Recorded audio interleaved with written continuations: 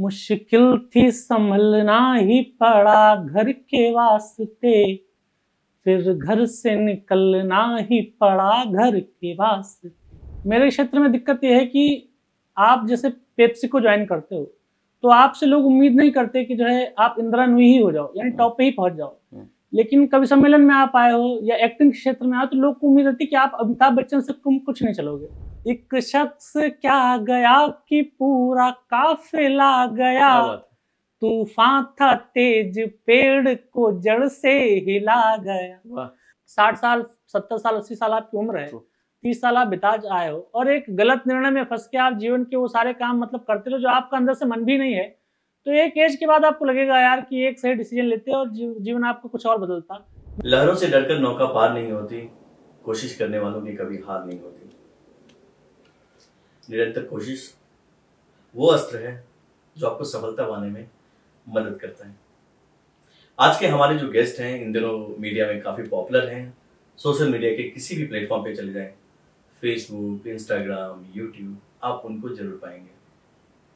उनकी कविताएं तो आपने काफी सुनी है, उनकी कहानी क्या है आज हम उनसे मिलते हैं, उनकी कहानी जानते हैं।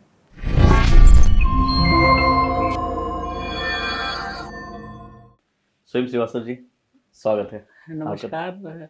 क्या है कहानी स्वयं श्रीवास्तव की?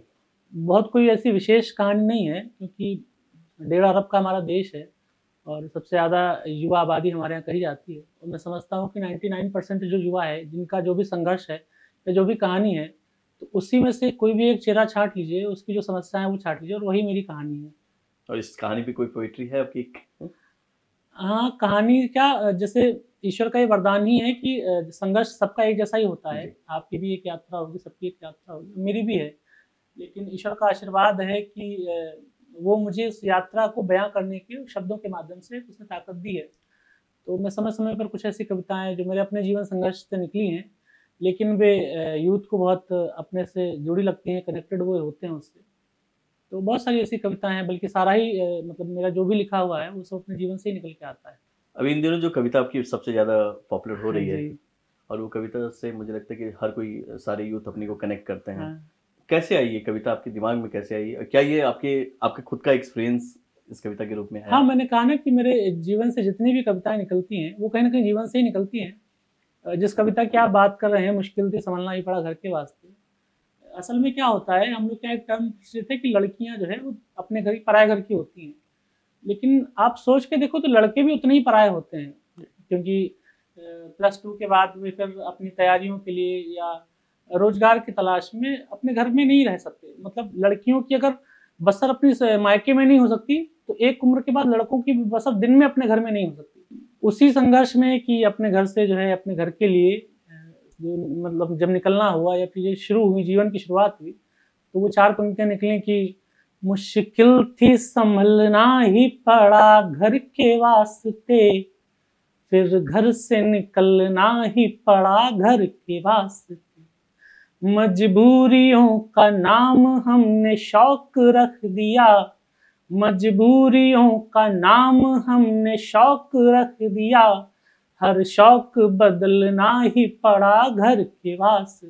जब 2015 में इसकी शुरुआत की थी तो शुरुआत में लोगों को ये लगता था कि कविता चूंकि मेन स्ट्रीम का करियर नहीं माना जाता कि इसमें करियर बनाया जा सकता है, तो लोगों को लगता था ये शौक है। और मुझे तात्कालिक जो पैसे की आवश्यकता थी वो कवि सम्मेलन के छोटे छोटे शोज से या कार्यक्रमों से पूरी हो रही थी, तो लोगों ने समझा कि ये कविता करता है तो ये इसका शौक है, और मेरे लिए वो जरूरी था क्योंकि उसी कार्यक्रम के पैसे से चीजें ठीक चल रही थी, तो उन्हें लगा शौक है और मेरी मजबूरी थी, तो ये पंक्ति आ गई कि मजबूरियों का नाम हमने शौक रख दिया। तो ये है इसके पीछे की स्टोरी। लेकिन मुझे जहाँ तक पता है आप कवि बनने से पहले कुछ और भी थे। हाँ, मेरी इंटर के बाद से medical college, Jhansi medical college से लैब टेक्नीशियन का डिप्लोमा था मेरे पास, और उसके बाद कुछ प्राइवेट फर्म्स में भी मैंने जॉब भी की, लेकिन फिर एक क्षण के बाद जब कवि सम्मेलनों में मेरा आना हुआ तो ये लगा कि नहीं, अब ये नहीं करना है। और आप अपने अंदर का जब सुनते हो और एक आवाज़ आती है तो फिर वहाँ से लगा कि नहीं, अब ये नहीं करना है और अपने मन का काम करना है। ठीक है, इसमें 2 चीज़ें मुझे जाननी है, क्योंकि आपकी कविताएं यूथ को ही ज़्यादा प्रेरित कर रही हैं और सारे तबके के यूथ इससे बड़े कनेक्ट हो रहे हैं, और ख़ासकर जो कविता आपकी मुश्किल था घर से निकलना ही पड़ा, लड़के भी बहुत ज़्यादा कनेक्ट होते हैं। क्या कविता पोइट्री एक फुल प्रोफेशन हो सकता है किसी का? हाँ, ये ज़रूरी क्वेश्चन है और मुझे लगता है कि मैं आपके इस इंटरव्यू के माध्यम से इस पे बात करना चाहता हूँ, क्योंकि जब से ये सोशल मीडिया का एक बज़ क्रिएट हुआ मेरे साथ, तो तमाम सारे मेरे साथ क्वेश्चन आते हैं, मतलब इंटर के बाद लड़के कि सर हम इसमें करियर बनाना चाहते हैं, क्योंकि मंच का आकर्षण एक अलग होता है। बिल्कुल सही। आप हर रात एक कवि सम्मेलन में होते हैं, 5,000, 10,000, 20,000 लोग आपको सुनने आ रहे होते हैं। आप सोच के देखिए कि किसी बड़े पॉलिटिशियन की जब चुनावी रैलियां होती हैं, उससे ज़्यादा जनता हमें रोज मिल रही है, तो हम अपनी बात ज़्यादा बेहतर तरीके से ज़्यादा लोगों तक पहुंचा सकते हैं। तो निश्चित रूप से एक फैसिनेटिंग करियर है। लेकिन जो बच्चे मुझसे पूछते हैं या मेरे छोटे भाई पूछते हैं, तो उनसे मैं कहना ये चाहता हूँ कि करियर कोई भी अच्छा या खराब नहीं होता। आपके भीतर का फ्लेम ये डिसाइड करेगा कि आप सफल होगे कि नहीं सफल होगे। आप जैसे वो कहते हैं ना कि निर्णय कोई गलत या सही नहीं होता, आपको उसके निर्णय लेने के बाद के एफर्ट इस बात को जो तय करते हैं कि आपका निर्णय सही था या गलत था। आप निर्णय ले लीजिए और फिर उसके बाद अपनी 100% ऊर्जा के साथ उसको एग्जीक्यूट करिए। मुझे लगता है कि हर क्षेत्र में आप सफल हो सकते हैं। राइट, मतलब पोइट्री को भी पूरे हाँ बना सकते हैं, अगर आपके अंदर वो फ्लेम है। एक मैंने कहानी पढ़ी थी रूस की, तो वो बताते हैं कि 2 चूल्हे रखे हैं अगल बगल एक ही जगह पे, और दोनों में समान एक बर्तन चढ़ा हुआ है, दोनों में समान दाल रखी हुई है, दोनों में समान लकड़ियां लगी हुई हैं, लेकिन एक में आग जला दी गई तो वो दाल पक के बहुत अच्छी, मतलब दाल पक गई, और दूसरी जो है जिसमें आग नहीं लगाई गई तो वो दाल कच्ची रही। जबकि दोनों समान संसाधन के रूप में थे, एक जैसी लकड़ियां थी, एक जैसा चूल्हा था, एक जैसा बर्तन था, लेकिन आग ने वो डिसाइड किया कि वो पकेगा। तो आपके भीतर का फ्लेम डिसाइड करेगा कि आप अच्छा करोगे कि नहीं। बिल्कुल। तो क्या क्या दिक्कतें हुई होंगी शुरुआती दिनों में? सबसे बड़ी दिक्कत तो मुझे लगता है कि प्रकाश जी, आइडेंटिटी क्राइसिस की दिक्कत होती है, क्योंकि लड़कों से एक उम्र के बाद एक क्वेश्चन शुरू हो जाता है कि कर क्या रहे हो और क्या चल रहा है। ये जब तक कोई लड़का खासकर इस प्रोफेशन में, मीडिया और खासकर पोइट्री और मतलब मुझे लगता है कि जब तक भी कोई लड़का एक निश्चित प्रोफेशन में नहीं आ जाता है, उसका करियर सेट नहीं हो जाता है, तब तक मुझे लगता है कि हर 10-15 दिन में, हफ्ते भर में उसका इस क्वेश्चन से सामना होता ही है, और बेटा क्या चल रहा है। कोई रिश्तेदार आएगा और आपके संघर्ष नहीं देखता है, वो आपके प्रयास नहीं देखता है, वो सिर्फ परिणाम जानना चाहते हैं आप। मेरे क्षेत्र में दिक्कत ये है कि आप जैसे पेप्सी को ज्वाइन करते हो, तो आपसे लोग उम्मीद नहीं करते कि जो है आप इंदिरा नूई ही हो जाओ, यानी टॉप पे ही पहुंच जाओ। लेकिन कवि सम्मेलन में आप आए हो या एक्टिंग क्षेत्र में आए तो लोग को उम्मीद रहती है कि आप अमिताभ बच्चन से कम कुछ नहीं चलोगे, डॉक्टर कुमार विश्वास जी से आप कम कुछ नहीं चलोगे। तो थोड़ा सा दिक्कत ये रहती है, क्योंकि लोगों को अभी जो दूसरे क्षेत्र हैं, जो मतलब स्टैंड अप का क्षेत्र है, सिंगिंग का क्षेत्र है, कॉमेडी का क्षेत्र है और कविता का क्षेत्र है, तो इसमें जो करियरिस्टिक लोग आ रहे हैं, तो उनको देखने का नजरिया मुझे लगता है कि सोसाइटी को अभी थोड़ा सा और बदलने की जरूरत है। अच्छा, बट ऐसा नहीं लगता कि इस दौर में हर कोई पोइट्री पढ़ रहा है, हर कोई कविता पाठ कर रहा है और इंस्टाग्राम सोशल मीडिया पे वायरल भी हो रहे हैं, तो थोड़ा मुश्किल है कि अच्छी पोइट्री और अच्छी कविता या अच्छे कवि को ढूंढना? नहीं, मैंने कहा ना कि देखिए, आप जानते हो कि जो चीज़ें वायरल होती हैं, लगभग सोशल मीडिया का दौर है और हम बहुत जल्दी एक चीज़ से ऊब जाते हैं, हमें एक से दूसरे चीज़ में शिफ्ट होना ही है, हमारी आदत भी बन गई है। लेकिन आप पिछले 4 साल 5 साल के जो वायरल सेंसेशन हुए उनको याद करिए, तो आपको 99 लोग याद भी नहीं होंगे कि वो आज कहाँ हैं। तो ये सोशल मीडिया का जो बज़ है आपको एक हाइट दे सकता है, एक अपॉर्चुनिटी दे सकता है, लेकिन उसके पीछे आपको फिर परिश्रम भी बढ़ाना पड़ेगा, और उसके पीछे आपकी कितनी बैकिंग है और आपने कितना संघर्ष किया है, कितना परिश्रम किया है, तो वो चीज़ें डिसाइड करती हैं कि आपको वो जो मिला है, वो जो अपॉर्चुनिटी मिली, तो उसको आप कितना लाभ उसका उठा पा रहे हैं। राइट, वन टाइम वन ना हो। हाँ, बस ये निरंतर कोशिश करती रहनी चाहिए जी। तो जो कविता आजकल काफ़ी पॉपुलर है, तो इसमें 4 पंक्तियाँ और भी मैंने सुनी थी, अगर वो कविता, वो लाइन अगर आप सुनाए तो। चल पड़े तो चल पड़े है, चल पड़े तो चल पड़े, बिल्कुल। तो कई बार ये होता है कि जब हम अपना यात्रा शुरू करते हैं और काफ़ी टाइम तक मेहनत करते हैं, लेकिन अपने मन के मुताबिक परिणाम नहीं आते, तो तब हमारी मनस्थिति क्या होनी चाहिए, इस मनोभूमिका में एक पंक्तियाँ लिखी थी। होता ना कि आप कुछ नया काम शुरू करते हैं और क्योंकि आप अपने हिसाब से चीज़ें बनाते हैं, करते जाते हैं, लेकिन परिणाम नहीं निकलता, तो आपको लगता है कि यार ये रास्ता छोड़ देना चाहिए। लेकिन तब हमारी मनस्थिति क्या होनी चाहिए, मैंने 4 पंक्तियाँ लिखी थी, मैं आपको सुना देता हूँ। जिस रास्ते पे चल रहे उस पर हैं छल पड़े, कुछ देर के लिए मेरे माथे पे बल पड़े। जिस रास्ते पे चल रहे उस पर हैं छल पड़े, कुछ देर के लिए मेरे माथे पे बल पड़े। हम सोचने लगे कि यार लौट चलें क्या, हम सोचने लगे कि यार लौट चलें क्या, फिर सोचा यार छोड़ो चल पड़े तो चल पड़े। क्या बात है। तो जब कोई रास्ता चुन लिया और फिर ये है कि अब ये करना ही है, मतलब इसमें ये नहीं देखना है कि 2 साल लगेंगे 5 साल लगेंगे। मैं एक इंटरव्यू देख रहा था पंकज त्रिपाठी जी का, हाँ बिहार से आते हैं और हिंदी फिल्म इंडस्ट्री का बड़ा नाम है। तो एक इंटरव्यू उन्होंने कहा था कि मैंने अब जब ये अभिनय का क्षेत्र चुना था तो मैंने ये नहीं तय किया था कि 2 साल देने हैं 5 साल देने हैं 10 साल देने हैं कि उसके बाद एक निश्चित काम दूसरा मैं कुछ करने लगूंगा। मैंने ये सोच के इस क्षेत्र में कदम रखा था कि जितना भी समय लगेगा लेकिन इसी में अच्छा करना है। तो वो मेरे दिमाग में भी था कि अब कोई टाइम लिमिट नहीं सेट है कि 2 साल करेंगे फिर उसके बाद कुछ और करने लगेंगे। अब ये था कि यही करना है और इसी रास्ते पे आगे बढ़ना है। तो फिर उसके बाद इन कविताओं का जन्म हुआ। और ये कौन सा साल था जब आपने सोचा कि अब यही करना है? ये मतलब कोई एग्जैक्ट दिन नहीं है, ये एक आपका थॉट प्रोसेस है, उस हिसाब से डेवलप हो जाती चीज़ें और आपको लगता है कि मन मुताबिक चीज़ें आपको करने का अगर अवसर ईश्वर दे रहा है तो मुझे लगता है कि पूरी एनर्जी आपको एक साथ सेंट्रलाइज करके जो है एक निश्चित रास्ते पर बढ़ना चाहिए और वही मैंने किया। तो आपने जैसे बताया कि मेडिकल कॉलेज, फिर यहाँ की जर्नी पोइट्री की, और फिर आपने एक मुझे अभी जो जब हम लोग बैठे थे आप बता रहे थे कि पहले कवि सम्मेलन फिक्स किया फिर कविता लिखी, क्या है ये कहानी? तो मैं मेडिकल क्षेत्र का विद्यार्थी था और एक जॉब भी करता था, लेकिन भाग्य आपको आपके रास्ते तक खींच के लेके आता है। तो मुझे याद है कि 2014 का वो साल था, 2015 का, और मेरे पास एक फ़ोन था जो हिंदी देवनागरी सपोर्ट नहीं करता था, तो मैं रोमन में कुछ कविताएं दूसरे कवियों की डाला करता था।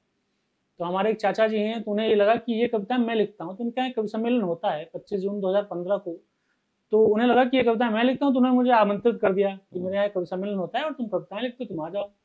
और मैंने भी बड़े जोश में खुशी खुशी में उस कार्यक्रम के लिए हाँ कर दी।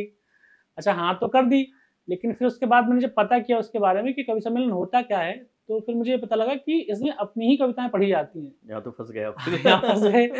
तो फिर लगा कि यार नहीं, अच्छा चूंकि हाँ कर दिया था और मन में एक ये है कि जिस काम के लिए मन बना लिया तो फिर अब उसमें पीछे नहीं हटेंगे। तो फिर ये हुआ कि चलो देखते हैं कविताएं क्या होती हैं, लिखते हैं। तो फिर जोड़ा जाड़ी की, कुछ एक बहुत बड़ी पंक्ति कुछ छोटी पंक्ति, मतलब शुरुआत में जैसे आप करते हो उस तरीके से चीजें हुई। लेकिन अब ये समझ में आता है कि जब ईश्वर आपको किसी रास्ते पे लेकर तो आपकी डेस्टिनी आपको इसी तरीके खींचती है। तो वो एक प्रोसेस जरूर वहां से शुरू हो गया। उस कार्यक्रम के बाद जो अनुभव मिले और उसके बाद के जो अनुभव मिले, तो उसके आधार पे लगा कि गंभीर काम है और इसको पूरी गंभीरता और जिम्मेदारी के साथ करना है। फिर वो धीरे धीरे एक प्रोसेस में आता शुरू हो गया। और पहली वो टूटी फूटी कविता क्या थी? वो तो मुझे नहीं याद है, लेकिन एक बहुत शुरुआत का कोई गीत था प्रेम का, मुझे एग्जैक्टली वो कविता नहीं याद है, नहीं तो मैं आपको सुना देता। कोई बात नहीं, ठीक है। तो कवि सम्मेलनों में जाना, रेगुलर जाना और उसी बीच अपने प्रोफेशन पे भी मेंटेन करना थोड़ा मुश्किल रहा होगा आपका? नहीं, मैं कवि सम्मेलन के आने से पहले वो मैंने जॉब छोड़ दी थी। अच्छा। हाँ, क्योंकि वो मेरे मिजाज के टेक्सचर से मेल नहीं खाती थी। मुझे मैं जानता हूँ कि स्वास्थ्य सेवाएं हमारे समाज का बहुत ज़रूरी हिस्सा हैं, लेकिन मैं उस क्षेत्र में अपने आप को अनफिट पाता था, क्योंकि सुबह से शाम तक आप जो है मरीजों से घिरे रहते हैं। तो मेरे अंदर का जो वो था वो परेशान होने लगा था। तो मुझे लगा कि यार ये तो नहीं करना है।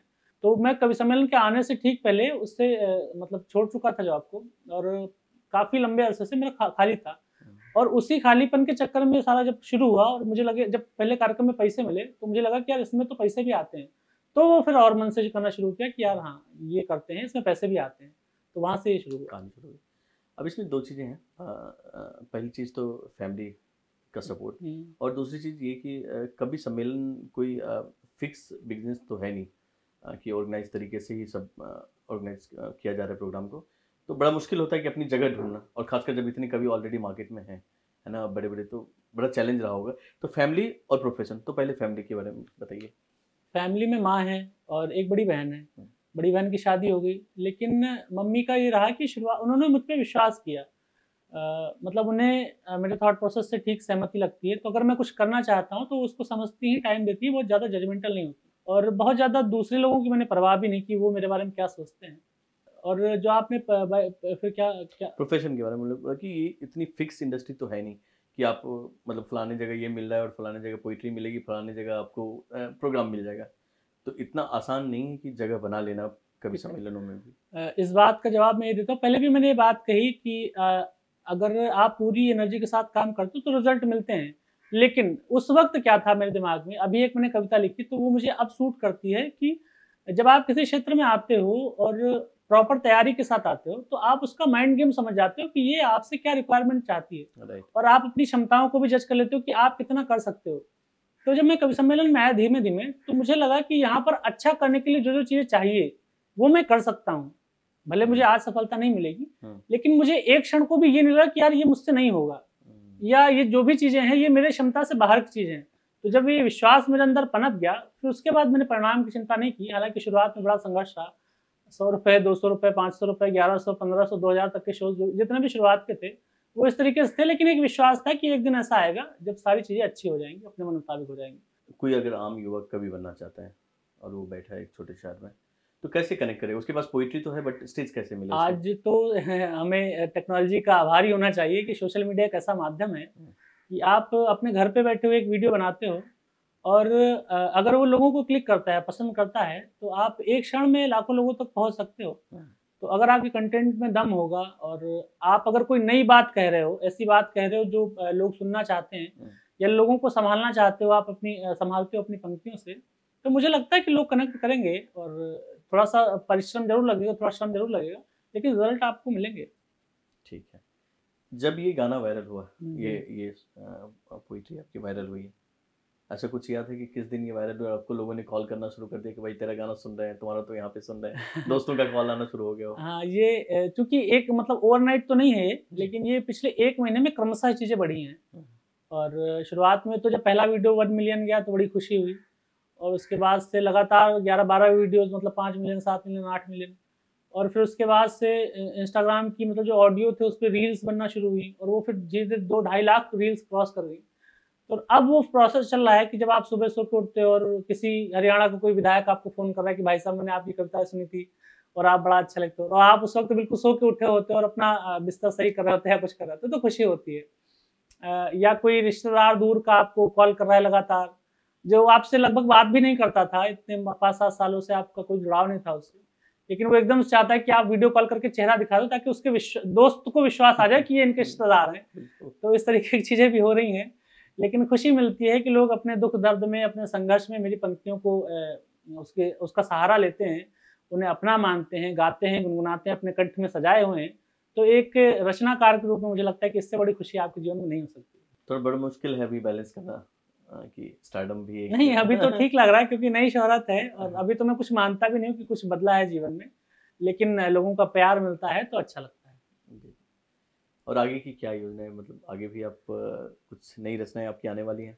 नहीं, वो तो एक प्रोसेस है जो मतलब जीवन भर का है, क्योंकि आप किसी भी जगह जाकर ये नहीं तय कर सकते कि नहीं काम हो गया अब तो बस मजे काटने जीवन की, नहीं कर सकते आप। आपको जीवन पर्यंत काम करना है, और मतलब वो कहावत है ना कि जब बड़ी सफलता मिलती है तो बड़ी जिम्मेदारी भी आपके कंधे पे आती है। तो जब तक 10 लोग मेरे से मुतासिर थे तो मुझे लगता था कि थोड़ी जिम्मेदारी है, लेकिन जब लाखों लोग मेरे से कनेक्ट कर रहे हैं तो मुझे लगता है कि अब जिम्मेदारी ज़्यादा है और मेहनत करने का समय भी अब आया है वास्तव में। एक मेरा सवाल था बड़ा, जो कि मैंने अनुभव भी किया कि कभी कभी आपकी एक अच्छी पोइट्री जो कि काफ़ी वायरल हो चुकी है, वो आपकी दूसरी पोइट्री को ही खा जाती है। मैंने बहुत सारे कवियों को सुना है कि जिनकी एक कविता तो हम लोगों ने सबने सुनी होती है, उनकी बहुत सारी और अच्छी कविताएं हैं जिनको शायद लोगों ने नहीं सुना होता। ये होता है अक्सर कभी? हाँ, होता है, निश्चित रूप से होता है। और आपको ऐसा डर है किसी बात का कि आपकी? नहीं, असल में क्या है, आपका काम सिर्फ लिखना है। आप लिखने के बाद पब्लिक उसे कैसे स्वीकारेगी ये आपके हाथ में नहीं है। आप एक फिल्म बनाइए, कोई कैरेक्टर डेवलप करिए, या कहानी लिखिए या कविता लिखिए, आप सिर्फ लिखने के पार्ट से ही जुड़े हुए हो। आप उसमें पूरा 100% देते हो, सारे इमोशन, सारे भावनाएं डालते हो, पूरी ईमानदारी के साथ आप काम करते हो, लेकिन उसे पब्लिक कैसे लेगी ये आपके हाथ में है ही नहीं। तो कोई भी जैसे, हाँ, ये बिल्कुल सही बात आप कह रहे हो, क्योंकि श्रीलाल शुक्ल जी का जो उपन्यास है राग दरबारी, उसके बाद जो उनकी चीजें आई तो वो उस तरीके से नहीं हो पाए। लेकिन ये मुझे लगता है कि रचना का भाग्य होता है, क्योंकि ईश्वर अगर मनुष्यों का भाग्य तय करता है तो वो रचना का भी भाग्य तय करता है। तो ये अपने हाथ में नहीं है, तो इसका तो क्या टेंशन लेना। हाँ। और अभी जैसे आयोजक की जो कॉल आते होंगे, अब रेट ये सब कुछ मैनेजर वगैरह भी आपने रख लिया, ऐसा कुछ? नहीं, अभी तो मैनेजर तो जैसा नहीं है कुछ, लेकिन कुछ बंदे हैं जो काम करते हैं। और अभी तो लोग जो मुझे कॉल कर देते हैं कहीं से नंबर पाके, तो कुछ लोग तो विश्वास नहीं करते कि सीधी बात हो रही है उनसे, तो वो लगातार कंफर्म करेंगे आप सर सही बोल रहे हैं, सन श्रीवास्तव जी बोल रहे हैं। अच्छा कुछ तो इतने क्रेजी हैं मतलब कि वो कहते हैं कि अच्छा गा के सुना दीजिए मतलब उसी धुन में गुनगुना दीजिए।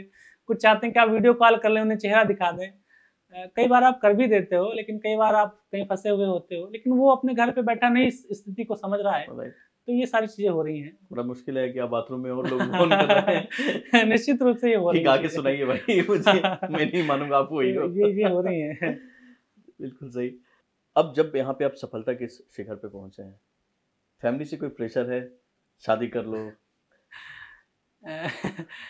ये थोड़ा सा पर्सनल क्वेश्चन है, लेकिन इसका जवाब तो कुछ नहीं है, क्योंकि घर वाले चाहते हैं कि आप एक मतलब निश्चित जीवन जिए, अनिश्चित जीवन नहीं जिए। लेकिन मैं जिस क्षेत्र में हूँ वो आप जानते हैं कि अनिश्चितता से भरा हुआ है, और ये एक ऐसा क्षेत्र भी है जो मतलब जीवन में आपके लोगों को भी इफेक्ट करता है। आपकी जो जीवन शैली के बदलाव होते हैं वो अपनी आपके बिना फैमिली सपोर्ट के आप नहीं कर सकते। तो मुझे लगता है कि जब राइट टाइम आएगा और लगेगा कि आप यहाँ ठहर जाना चाहिए, तो वहाँ जीवन को ठहरा दिया जाएगा। अभी तो बस यही जवाब है इस बात का। डेस्टिनी में बिलीव रखते हैं? हाँ निश्चित रूप से है। भगवान में भी भरोसा रखते हैं? 100%। मैं मतलब पूरा आस्तिक हूँ, मेरी ईश्वर में गहरी आस्था है, और मुझे लगता है कि मेरे जो जीवन का डिज़ाइन है वो भी ईश्वर के द्वारा ही तय किया हुआ है। क्योंकि एक बहुत सामान्य से बालक को अगर इतना प्रेम मिल रहा है पूरे देश से, और देश के बाहर से भी कितने ही कंट्रीज़ के लोग मुझे फ़ोन करते हैं। मुझे भी याद है कि एक न्यूयॉर्क के डॉक्टर हैं, उन्होंने मेरे एक गीत का बाकायदा इंग्लिश ट्रांसलेशन करके मुझे भेजा था। अच्छा। क्योंकि उनके एक इंग्लिश मित्र को हिंदी नहीं आती, और वो कविता उस दोस्त को सुनाना ही चाहते थे, तो उन्होंने अपने सिरे से उसको इंग्लिश ट्रांसलेशन करके उसको सुनाया। अच्छा, तो नहीं इंग्लिश में बोला क्या, वो इंग्लिश में आप गा के सुनाओ? नहीं, वो स्थिति नहीं आई। लेकिन ये लगता है कि जब लोग आपके लिए इतना एफर्ट करते हैं तो फिर बहुत खुशी होती है। तो मेरे जैसे सामान्य से अगर एक लड़के को, बहुत छोटे से शहर के लड़के को अगर देश इतना प्यार करता है, दुनिया इतनी प्यार करती है, तो ये सिवाय ईश्वर के आशीर्वाद के कुछ नहीं। बिल्कुल सही, बिल्कुल सही। अच्छा, लोग जब बोलते हैं कि मुझे फलाने समय ये आमद होती है, आपका भी कोई फिक्स वक्त है कविता लिखने का? नहीं, कविता लिखने का कोई फिक्स समय नहीं होता। जब एक प्रोसेस में आ जाते हो आप, तो ये आपके अनकॉन्शियस में पीछे चला करती हैं। आप हो सकता है ड्राइव कर रहे हो और कोई पंक्ति आ जाए और आपको अचानक ऐसा लगेगा कि ये पंक्ति स्लिप हो जाएगी, इससे पहले कि गाड़ी रोक दी जाए और उसको नोट कर लिया जाए। तो मेरे साथ ये होता है कि जैसे कुछ चल रहा है, दिमाग में चल रहा है, तो उस वक्त लगता है कोई छेड़े नहीं, वो थॉट प्रोसेस चल रहा है तो कोई परेशान नहीं करे, कोई कुछ बोले नहीं। या कई बार वो कविता फिर ऐसे नहीं आती, जब खाली बैठे हो आप, नहा रहे हो आप, तो लगेगा कि यार ये पंक्ति आ गई, ये नहाते नहाते स्लिप हो जाएगी। तो कई बार मेरे साथ ऐसा भी हुआ है, एक आधी पंक्ति मैंने मतलब बाद में नहाना कंटिन्यू किया, लेकिन कैसे उसे नोट कर लिया। तो ये है, बाकी कोई ऐसा निश्चित समय नहीं है कि बहुत चांदनी रात हो और बड़ा रात का एकांत हो और वहाँ बैठ के आप आराम से कविता कॉपी पे लिख रहे हो, ऐसा नहीं है। और खाली वक्त मिलता है इतने भागदौड़ में? हाँ, निश्चित रूप से मिलता है, क्योंकि अभी तक तो उतनी व्यस्तता भी नहीं थी। अच्छा। क्योंकि मतलब प्रॉपर शोज थे, लेकिन ऐसा नहीं कि आप महीने के 30 दिन खाली नहीं हो, मतलब 30 दिन आपके भरे हुए हैं कार्यक्रमों से, तो निश्चित रूप से खाली समय मिलता है। और क्या करते हैं खाली वक्त में? खाली समय में मुझे फिल्में देखने बहुत पसंद है। अच्छा। और म्यूजिक पसंद है, और सबसे ज़्यादा अगर पसंद है तो फिल्में देखना ही पसंद है। कोई अब इसमें फिर फेवरेट फिल्म पूछना तो गलत ही होगा कि बहुत सारी नहीं है, बहुत सारी हैं। अच्छा। और जैसे मैंने कहा कि फिल्में देखना बहुत पसंद है, तो मैं विजय सालगांवकर तो नहीं हूँ जिसने बहुत सारे प्लान्स बना लिए फिल्में देख देख कर, लेकिन मैंने अपने जीवन में किताबों से और फिल्मों से बहुत कुछ सीखा। अच्छा। और जैसे कोई पसंदीदा अगर मूवी की आप बात करो, तो मुझे एक मूवी है, और वो मेरे प्लेयर भी मतलब बहुत फेवरेट हैं, महेंद्र सिंह धोनी। उनके जीवन पे जो एक पिक्चर बनी थी, धोनी मूवी बनी थी, वो मुझे बहुत पसंदीदा है। और उसके बहुत सारे दृश्य मुझे बहुत रिलेट करते हैं। जैसे एक दृश्य अगर आपको याद होगा कि वो उनके टीटी सर बैठे हैं एक स्टेशन पे, दोनों बात कर रहे हैं, तो वो कह रहे थे कि सर कुछ हो नहीं रहा है जीवन में। तो वो कहता नहीं है, ठीक है यार, जीवन में अलग अलग बॉल्स आती हैं, यॉर्कर आ रहा तो आपको डक करना है, लेकिन ज़्यादा मेन बात है कि आपको मैदान पे बने रहना है। तो मुझे उस मूवी से बहुत शिक्षा मिली कि आपको मैदान नहीं छोड़ना है। आप हारोगे जीतोगे वो बाद में डिसाइड होगा, लेकिन अगर आप क्विट कर लोगे तो निश्चित रूप से हार जाओगे। तो अगर चीज़ें अगर नहीं भी अच्छी चल रही हैं, जीवन में थोड़ा से मतलब डाउन्स हैं और थोड़ी चीज़ें परेशानी है, लेकिन फिर भी अगर आप अपने आप को बनाए रखते हो उस मैदान में, तो फिर एक दिन चीज़ें अच्छी हो जाती हैं। तो ये मूवी से सीखा मैंने। तो मुझे लगता है कि अब जरूर जल्दी मिलेंगे। हाँ, निश्चित रूप से। उनके लिए कोई कविता ऐसा दिमाग में चल रहा हो कि जो धोनी को डेडिकेट, या फिर उस लाइफ पे उस स्ट्रगल को डेडिकेट करते हो? नहीं, वैसी तो कोई कविता नहीं है। एक कविता मैंने प्रेम के दिनों में लिखी थी, प्रेम के छूट जाने के दिनों में, लेकिन अभी क्या हुआ, पिछले दिनों धोनी का जन्मदिन था, तो कुछ लोगों ने उस कविता को धोनी से रिलेट करते हुए खूब पोस्ट किया, तो मुझे लगा कि वो कविता मैं आपको सुना दूं। बिल्कुल। अब आप समझिए कि प्रेम की कविता और वो धोनी पे लोग कैसे उसको रिलेट करके सुना रहे हैं, तो मैं सुनाता हूँ। अलग नजरिया है। एक शख्स क्या गया कि पूरा काफिला गया, धोनी के रहते हुए मतलब इंडियन क्रिकेट टीम की स्थिति और उसके जाने के बाद जो स्थिति है, और ये सारी कविता आप रिलेट करके सुनिएगा। एक शख्स क्या गया कि पूरा काफिला गया, तूफान था तेज पेड़ को जड़ से हिला गया, जब सल्तनत से दिल का ही राजा चला गया, जब सल्तनत से दिल का ही राजा चला गया, फिर क्या मलाल तख्त गया या खिला गया। तो ये कविता। क्या बात है, आपने बोला और मेरे सामने वो सेम विजुअल चल रहा था कि सही में बिना धोनी के देखना मैच। जी, तो ये मतलब जो लोग पसंद करते हैं धोनी को और मुझे भी, तो उन्होंने उनका ये मतलब आया कि उन्होंने इस पंक्तियां को हाँ उससे रिलेट किया, तो मुझे लगा कि मैंने ये वीडियो देखा भी था कि कुछ लोगों ने डाला था कि धोनी के डिफरेंट विजुअल्स हैं और आपकी पोएट्री चल रही थी। बिल्कुल बिल्कुल बिल्कुल। अच्छा, और सिनेमा में फिर इसके अलावा और कोई पसंद? सिनेमा में तो क्योंकि अपना सिनेमा बहुत विस्तृत है, तो बहुत सारी चीजें पसंद है, अलग अलग चीजें पसंद है।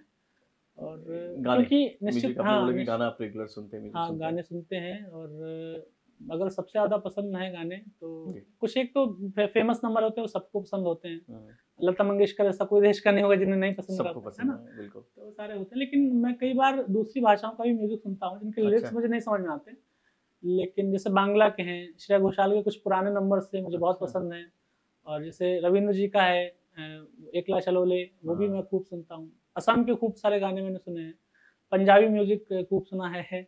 संगीत की तो कोई भाषा हाँ, संगीत की कोई भाषा नहीं होती, तो ये सुना है।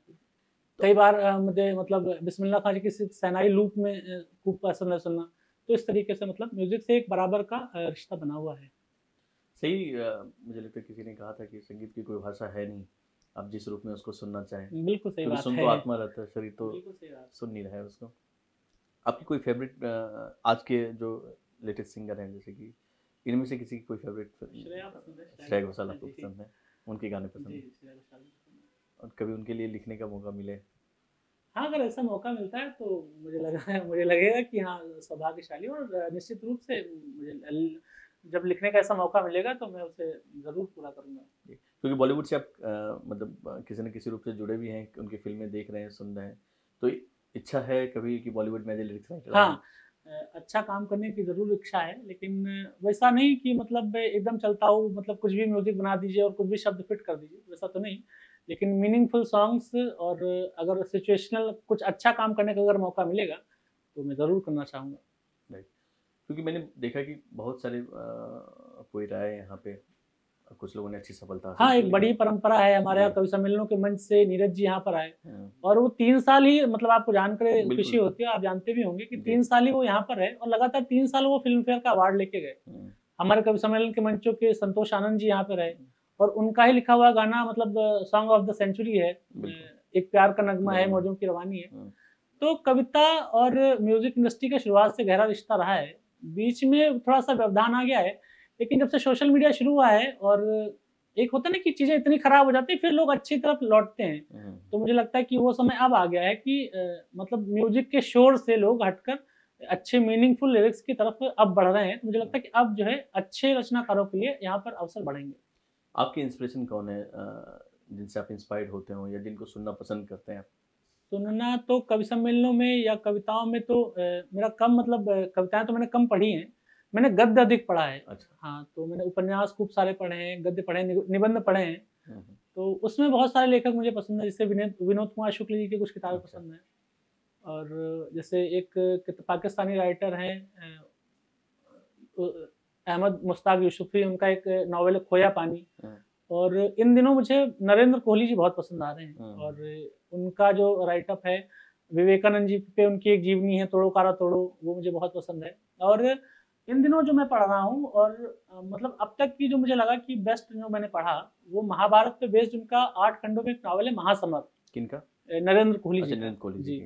तो नरेंद्र कोहली जी का महाभारत पे बेस्ड है, और उन्होंने पहले राम पे भी काम किया है, अभ्युदय नाम से 2 किताबें उनकी, वो भी मैंने पढ़ी, बहुत अच्छी लगी। लेकिन इस इंटरव्यू के माध्यम से जो मेरे युवा भाई बहन हैं, तो मैं इतना ज़रूर कहूँगा कि अपने जो कम से कम बहुत अधिक ना पढ़ा जाए, लेकिन रामायण और महाभारत से कम हमारा जुड़ाव इतना हो कि हमें अपने पौराणिक संदर्भ और ये लोग हैं उनके बारे में हमें पता होना चाहिए। तो वो मैं बुक रिकमेंड करता हूँ कि अगर आपको पढ़ने का मौका मिले और अगर आपके पास समय हो तो निश्चित रूप से वो किताब आप पढ़ें। बिल्कुल। तो ये इन्होंने रिकमेंड किया है और आजकल वायरल भी चल रहा है, तो इन्होंने रिकमेंड किया है तो कुछ सोच के ही रिकमेंड किया होगा। एक बात और मैं जोड़ता हूँ उसमें कि असल में लोग क्या है, महाभारत के बारे में बड़ी ग्रंथियां हैं लोगों को, उन्हें लगता है कि महाभारत घर में रखने से लड़ाई हो जाती, झगड़ा हो जाता है। आपने भी बात सुनी होगी। लेकिन एक हमारे दोस्त थे, उन्होंने मुझसे एक बड़ी अच्छी बात कही। उन्होंने कहा कि हमारे यहाँ जब कोई शुभ काम होता है तो भगवान श्री गणेश जी का नाम शुरू करते हैं, हम लेकर शुरू करते हैं। और जो किताब स्वयं श्री भगवान गणेश जी ने अपने हाथों से लिखी, उस किताब को रखने से झगड़ा कैसे हो सकता है। लेकिन दिक्कत यह है कि महाभारत आपको अंदर से इतना चेंज कर देती है कि आप सही और गलत की लड़ाई में तटस्थ नहीं रह पाते, आप सही पक्ष चुन लेते हो। और उसको इस तरीके से लोगों ने कहा कि लड़ाइयाँ होने लगती हैं। लेकिन मुझे लगता है कि आपको तटस्थ नहीं रहना चाहिए और अपने भीतर इतना चेंजेस तो ले आए कि जहाँ पर सही और गलत की लड़ाई हो रही है तो आप एक पक्ष सही का चुन सकें। इसलिए भी जरूरी हो जाती है कि महाभारत और एक बार तो पढ़नी चाहिए। हाँ, एक बार तो पढ़नी चाहिए। बिल्कुल। एज ए लिरिक्स राइटर कोई आपको इंस्पायर करते हो कि भाई इनकी पोइट्री या इनकी लिरिक्स बड़ी अच्छी लगी है? साहिल लुधियानवी जी हैं। हाँ, मुझे पसंद है उनकी सारी। हाँ, बिल्कुल। तो अभी जैसे कि आपने पढ़ाई के दौरान एक घर में इंप्रेशन अलग होता है, अब जब कभी सम्मेलन में जाने लगे होंगे तब रवैया घर वालों का अलग होगा, और अब जब एक सफलता मिली है, एक जगह आप पहुंचे हैं, घर वालों का क्या रवैया आपके प्रति? फैमिली जो संबंध होते हैं हम लोग के, वो बड़े दिलचस्प होते हैं। फैमिली बुरे टाइम पे आपको सपोर्ट करती है और अगर अच्छा टाइम आता तो वो मजे लेने से भी नहीं चूकते हैं। तो जब तक वो जर्नी संघर्ष वाली रही और तो तब तक फैमिली मतलब माँ और दीदी का पूरा सपोर्ट था, जीजा जी का पूरा सपोर्ट था। लेकिन अभी जब से ये कुछ चीज़ें हुई तो एक फनी इंसिडेंट मैं बता देता हूँ कि जैसे दोनों माँ और दीदी बात करती हैं तो मैं सुनता हूँ कई बार। तो अभी मैं एक कोचिंग सेंटर में एक मोटिवेशनल सेशन के लिए था, तो माँ और बहन बात करें कि जो है ये मोटिवेशनल सेशन के रूप में जा रहे हैं हैदराबाद और जयपुर। तो बहन कह रही कि बताओ दुनिया में कैसे कैसे लोग हैं कि इनसे मोटिवेशन ले रहे हैं, जिनको हम लोगों ने इतने मोटिवेशन दिया। तो फैमिली बड़ा दिलचस्प होता है, लेकिन मैं बहुत ग्लैड हूँ कि जो माँ और जो बहन है वो पूरा सपोर्ट उनका रहा है। और निश्चित रूप से सबके अपने फैमिली के साथ ऐसे संबंध रहते हैं। बिल्कुल। तो फैमिली संबंध होते हैं, रिलेशन ऐसे कि आप दिलचस्पी होते हैं, वो आपके ताकत होते हैं। बिल्कुल। उसी के बल पे आप दुनिया की बड़ी से बड़ी लड़ाई जो है फेस करते हो और जीतते हो। एक मेरा बड़ा सवाल, बड़ा फनी सा और बड़ा मैं हमेशा सोचता भी हूँ कि बेचारे कवि हैं, अच्छी पोइट्री बोल रहे हैं, वायरल भी हैं, लोग सुनना भी चाहते हैं। अब इलेक्शन का टाइम आ गया, फलाना पार्टी बोल रहा है कि मेरे साथ चलो, फलाना पार्टी बोल रहा है मेरे साथ चलो, तो बड़ा मुश्किल है कि भाई बैलेंस कैसे करें। मैं एक और चीज़ बताता हूँ, उसमें जोड़ता हूँ। मैं जैसे मेरी कुछ कविताएं हैं जो मतलब डर के ऊपर हैं। तो एक मेरी कविता है, मैं वो सुना देता हूँ कि जब डर पता चला तभी ताकत पता चली, सीने में आग सीने की हिम्मत पता चली, शर्तों पे तेरी बिकने से इनकार कर दिया, तब जाके अपने आप की कीमत पता चली। तो इन दिनों हो क्या रहा है कि रोज कोई ना कोई मिनिस्टर या कोई ना कोई विधायक कहीं से फोन आता है, तो वो कहीं मतलब मैं कविताओं के चैन से जान जाता हूँ कि ये किस पार्टी में और आगे के लिए क्या रास्ता है। तो मैं समझ जाता हूँ कि जैसे किसी का टिकट कट गया और वो बिना चुनाव लड़े नहीं मानेगा, तो वो मुझे कहेगा भाई साहब आपकी चल पड़े तो चल पड़े, मुझे बहुत पसंद आई। तो मुझे लगेगा कि यार ये चुनाव लड़े इसको भी चलाना है अपना। हाँ, ये बिना चुनाव लड़े मानेंगे नहीं। और या कोई पार्टी छोड़ रहा होता है तो वो मुझे जब कहता है कि भाई साहब मुझे वो डर पता चला, वो बढ़िया आपकी कविता अच्छी लगी, तो मुझे लगा कि ये इस पार्टी में नहीं रहेगा, दूसरी पार्टी में चले जाएगा। तो इस तरीके की चीजें हो रही हैं। बड़ा फनी सा है एकदम। तो कभी ऐसा फंसे आप कभी कि भाई अब सुबह में इस पार्टी, शाम में इस पार्टी? नहीं, ऐसा तो नहीं है, क्योंकि मैंने एक तो कभी किसी पार्टी के समर्थन में या व्यक्तिगत किसी के समर्थन में कोई कविता नहीं लिखी। और मुझे लगा कि कविता आपकी शाश्वत होती है, कविता की बहुत लंबी उम्र होती है। पार्टी आज है नहीं है, कोई व्यक्ति आज मिनिस्टर है नहीं है कल को, है ना। लेकिन और आप उसको जोड़ के अगर कुछ लिखते हो तो मुझे लगता है कि आप अपने प्रोफेशन के साथ, आप अपने काम के साथ न्याय नहीं कर रहे हो। तो ऐसा तो नहीं है, लेकिन हाँ लोग अपने व्यक्तिगत समस्याओं को मेरी शाश्वत कविता से जोड़ लेते हैं। बिल्कुल। तो ये नहीं, जैसे कि एक लाइन है कि हमेशा लोग बोलते हैं राजनीतिक कल्याण में, सिंहासन खाली करो कि जनता आती है। और ये हमेशा विपक्ष वाले ही बोलते हैं, तो वो लाइन किसी की नहीं है, जो विपक्ष में बैठा है उसकी वो लाइन हो जाती है। निश्चित रूप से। तो मैंने आपकी कहा ऐसी ना कोई कि आप पोइट्री? कविता लिख देते हो और उसके बाद से लोग अपना अपना पक्ष उसमें ढूंढने लगते हैं। तो मैं जान जाता हूँ कि कांग्रेस का विधायक है, वो क्या किस तरीके की पंक्तियां चुनेगा, बीजेपी का विधायक है तो किस तरीके की पंक्तियां चुनेगा, तो वो लोग अपने अपने हिसाब से उसको जोड़ लेते हैं। ऐसी कोई कविता जिसको लगता हो कि भाई हर पार्टी यूज कर रहा है? जैसे अपनी जो डर वाली, उसके वो तरन्नुम के फॉर्म में भी है या हाँ, सिर्फ? तरन्नुम में ना। तो अगर तरन्नुम में गाए तो हाँ, मैं तरन्नुम में कविता सुनाता हूँ। जी। जब डर पता चला तभी ताकत पता चली, वाह। सीने में आग सीने की हिम्मत पता चली। जब डर पता चला तभी ताकत पता चली, वाह। सीने में आग सीने की हिम्मत पता चली। शर्तों पे तेरे बिकने से इनकार कर दिया, शर्तों पे तेरी बिकने से इनकार कर दिया, तब जाके अपने आप की कीमत पता चली। तो जिन राज्यों बात है, में क्या बात है। सरकारों की खरीद फरोख्त होती है और कुछ विधायक कम कीमत पे बिकने से इनकार कर देते हैं, तो वो भी इसको अपने आप से रिलेट कर लेते हैं। बिल्कुल बिल्कुल। और कोई मोटिवेशनल ऐसी कोई कविता आपकी हो जो कि अभी तक उतनी ज्यादा लोगों तक नहीं पहुंच पाई और चाहते हैं कि हम लोग ये कविता जरूर सुने? एक कविता मैं आपको सुना देता हूँ जो अभी तक किसी सोशल मीडिया प्लेटफॉर्म पे नहीं है, लेकिन वो मुझे बहुत पसंद है। जब क्या है कि आप किसी रास्ते पे रहते हो तो बहुत सारी दिक्कतें भी आती हैं, लोग डराने का प्रयास करते हैं, आपको जो है मैनिपुलेट करने की कोशिश करते हैं। लेकिन जब आप महाभारत पढ़ के आते हो, जब आपके भगवान श्री कृष्ण आराध्य होते हैं, तो आपके मन का डर चला जाता है। बिल्कुल सही। और मेरे आराध्य भगवान श्री कृष्ण हैं, मैं मतलब उनके प्रति बहुत गहरी आस्था है, और न सिर्फ उनके दैवीय चमत्कारिक रूप से, बल्कि उनका जो इंसानी जो मतलब मानवीय धरातल पर जिस तरीके से उनका थॉट प्रोसेस था, वो मुझे बहुत आकर्षित करता है। और जब आपने गीता पढ़ी हो, उसको समझा हो, आत्मसात किया हो, तब आप लौकिक जगत में किसी व्यक्ति से नहीं डरते, आपके मन का डर खत्म हो जाता है। तो मैंने 4 पंक्तियां कही थी और वो किसी सोशल मीडिया प्लेटफॉर्म पे नहीं है, मैं आपको सुना देता हूँ, सुनिएगा।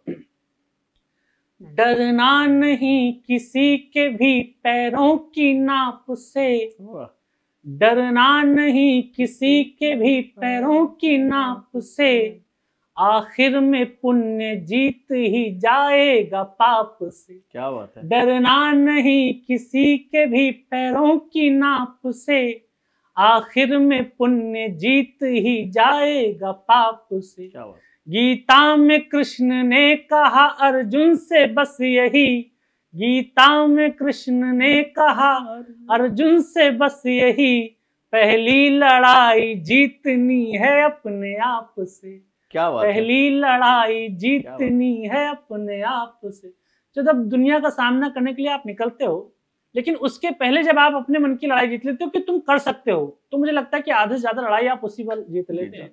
तो बस ये है जीवन का मतलब जो भी सार तत्व ये है। वाह, ये मतलब एकदम एक्सक्लूसिव पोइट्री है, अभी तक हाँ, कहीं ये भी नहीं किसी आई है, भी प्लेटफॉर्म पे नहीं सिर्फ है, हमारे हाँ, साथ है। पहली बार है। बॉम्बे का अनुभव, इससे पहले आप बॉम्बे आए? हाँ, मुंबई 3-4 बार आना हुआ है, लेकिन डिफरेंट कारणों से। हाँ, डिफरेंट का लगभग शूट्स ही करने आए हैं, मतलब किसी विभिन्न चैनलों के शूट्स रहे हैं।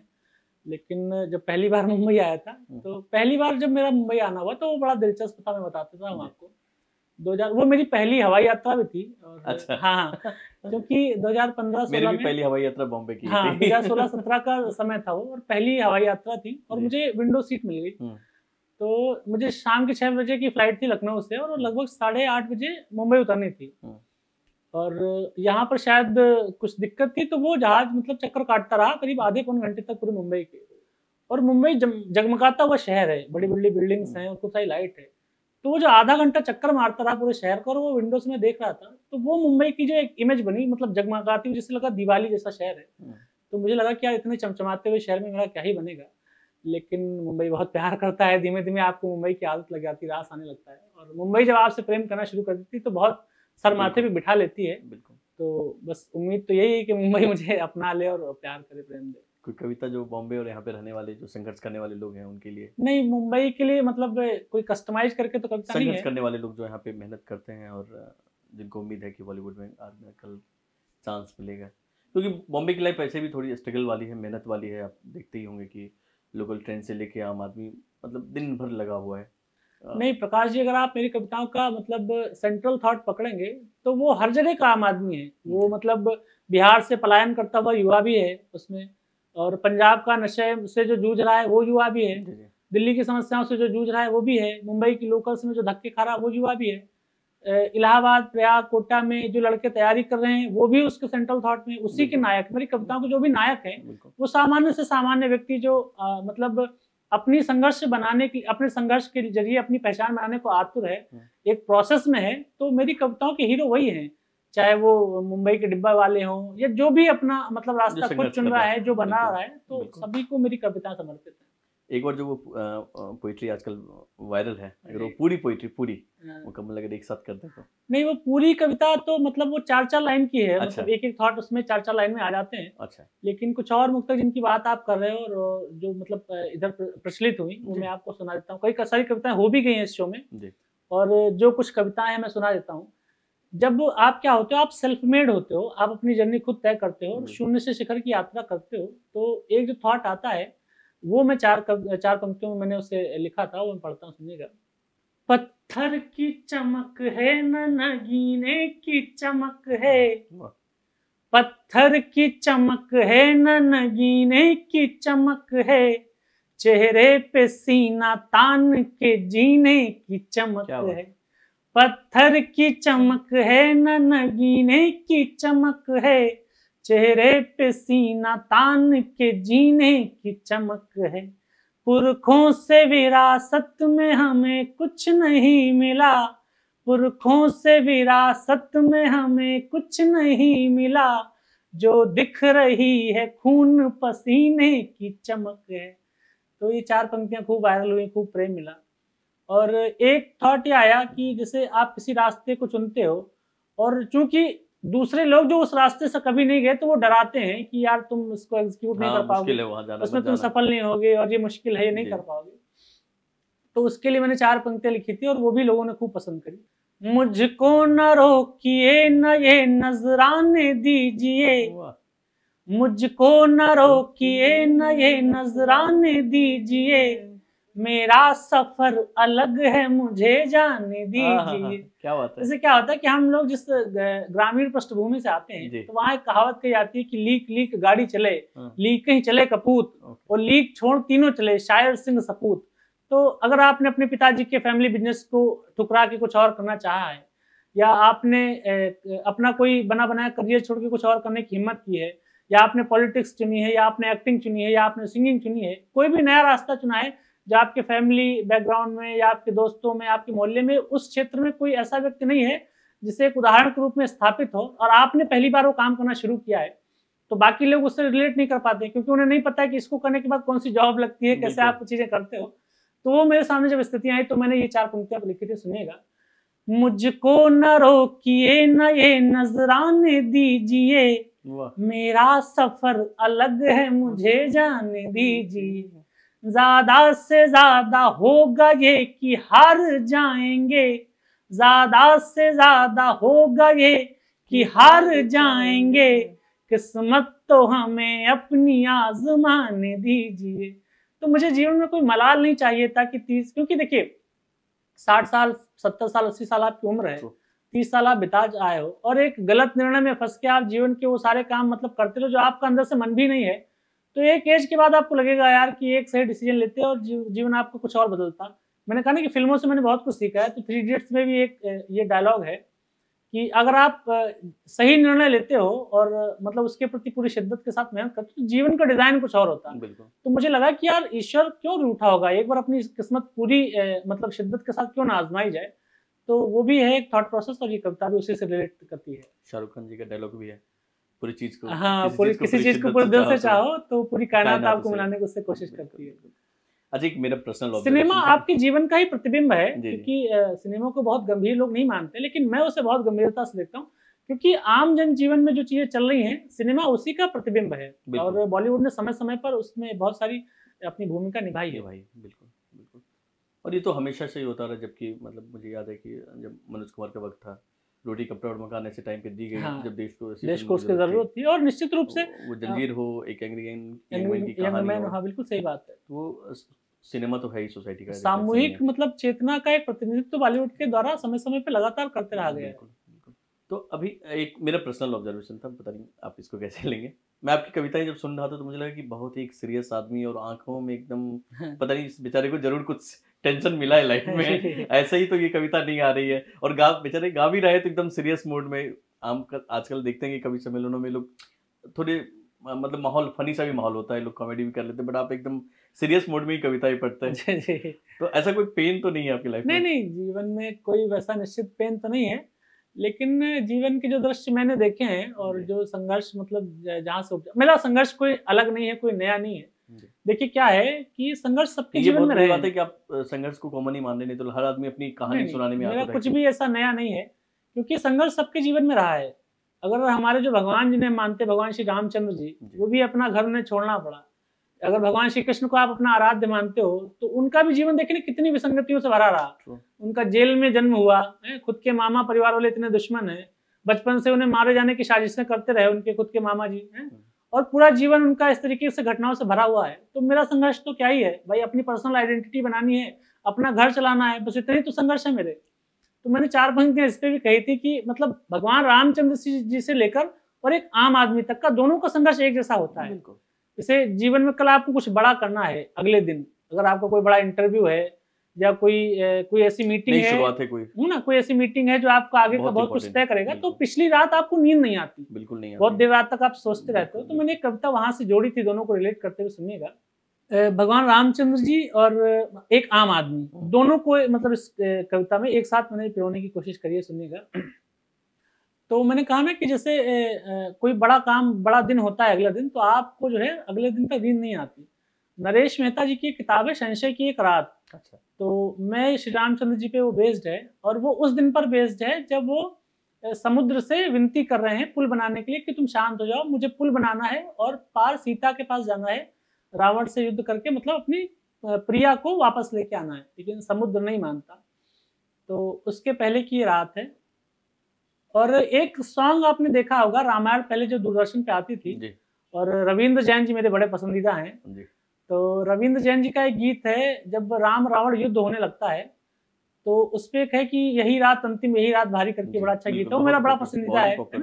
यही रात अंतिम, यही रात भारी। तो उस फाइनल युद्ध के पहले रामचंद्र जी का पक्ष दिखाते कि उनके मन में क्या झंझावात चल रहे हैं, रावण का पक्ष दिखाते हैं, मंदोदरी का, सीता का दिखाते हैं। तो वहां से मैंने ये 4 पंक्तियां जोड़ी, सुनिएगा। कल भोर की चिंता में रात नींद ना आनी, कल भोर की चिंता में रात नींद ना आनी, रावण नहीं है मारना, रोटी है कमानी। कल भोर की चिंता में रात नींद ना आनी, रावण नहीं है मारना, रोटी है कमानी।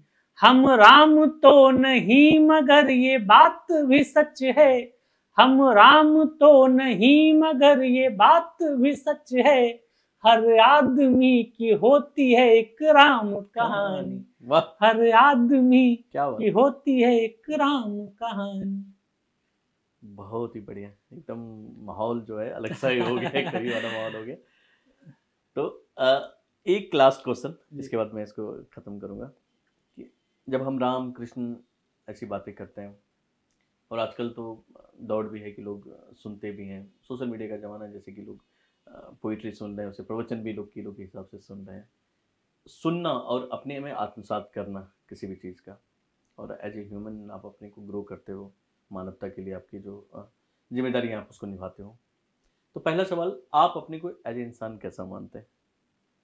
और दूसरा, आगे या अभी तक मानवता के लिए पोइट्री के अलावा आपकी कुछ ऐसे काम हैं, स्टेप हैं, जो आपको लगता है कि आपको भी करना चाहिए, लोगों को भी करना चाहिए, या किसी ऐसे मिशन से आप जुड़े हो, सामाजिक कार्यों से आपका जुड़ाव रहा हो? ऐसे कोई मिशन से तो मेरा जुड़ाव नहीं है। और एज ए ह्यूमन आपने पूछा कि आप अपने आप को कैसे देखते हो, तो मुझे ये तो, क्योंकि ये पब्लिक डिसाइड करती है, आपके आसपास के एनवायरनमेंट के लोग डिसाइड करते हैं कि आप कैसे हो, लेकिन मुझे ये पता है कि मेरे अंदर एक जिज्ञासा है और एक जो है मतलब पॉजिटिव अप्रोच है आपका जीवन के प्रति मेरा। मुझे लगता है कि चीज़ें ठीक होंगी, और मेरा इस बात में बहुत बिलीव है कि अगर अच्छे मन से, सच्चे मन से सारी चीज़ें की जाए तो चीज़ें अच्छी होती हैं। तो एक पॉजिटिव अप्रोच एक तो ये हो गया।